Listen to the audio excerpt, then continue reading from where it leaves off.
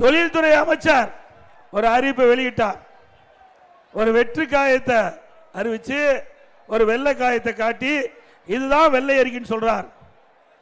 ஆக எவ்வளவு ஏத்த இருந்தா இப்படி பேசுவார்?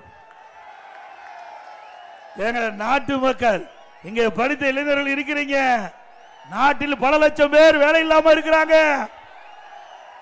திராவிட முன்னேற்ற கழக அரசு அமைந்த பிறகு இந்த 52 மாத திராவிட முன்னேற்ற கழக ஆட்சியில் 922 புரிந்துணர்வு ஒப்பந்தங்கள் போடப்பட்டதாகவும் அதிலே கிட்டத்தட்ட 10 லட்சம் தொழில் முதலீட்டை ஈர்க்கப்பட்டதாகவும் அதில் 32 லட்சம் பேருக்கு வேலை கிடைக்கும் என்றும் அதோட 75% புரிந்துணர்வு ஒப்பந்தம் நிறைவேற்றப்பட்டதாக திரு ஸ்டாலின் அவர்கள் ஜெர்மன் நாட்டுக்கு செல்கின்ற பொழுது பத்திரிகையாளரை சந்தித்து இப்படி ஒரு செய்தி வெளியிட்டு போயிருக்காங்க. திரு ஸ்டாலின் அவர்களே, திரு தொழில்துறை அமைச்சர் டிஆர்பி ராஜா அவர்களே, இதற்கு விளக்கம் கொடுக்கப்பட வேண்டும். ஒரு முதலமைச்சர் இன்றைக்கு தொலைக்காட்சியில பேட்டி கொடுக்கின்ற பொழுது இந்த செய்தியை சொல்லிக்கிறார்.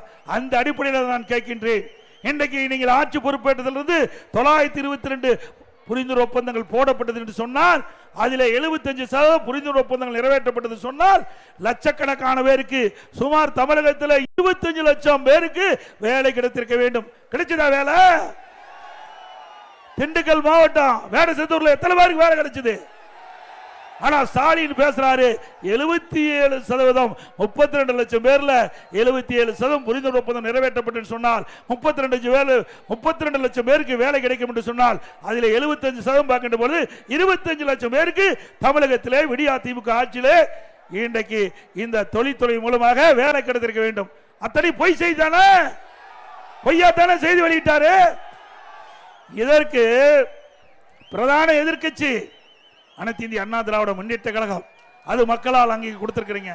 பிரதான எதிர்க்கட்சி மக்களுடைய குரலை ஒலிக்க செய்ய வேண்டும், மக்களுடைய பிரச்சனைகளை எடுத்து சொல்ல வேண்டும்.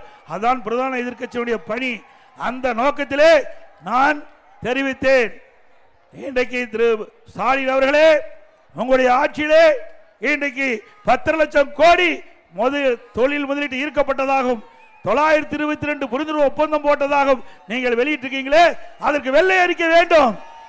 வெள்ளை அறிக்கை வேணும்ல, நீங்க தெரிஞ்சுக்க வேணும்ல. அப்படி தெரிஞ்சா தானே எவ்வளவு தொழில் வந்தது, அந்த தொழிலுடைய நிலைமை என்ன, எத்தனை தொழில் பயன்பாட்டுக்கு வந்திருக்குது, எவ்வளவு நிதி தமிழ்நாட்டுக்கு வந்திருக்குது, தொழில்துறை மூலமாக எவ்வளவு பேருக்கு வேலை கிடைத்திருக்கு என்ற விவரத்தை கேட்டா வெள்ளை காயத்தை காட்டுகிறார்.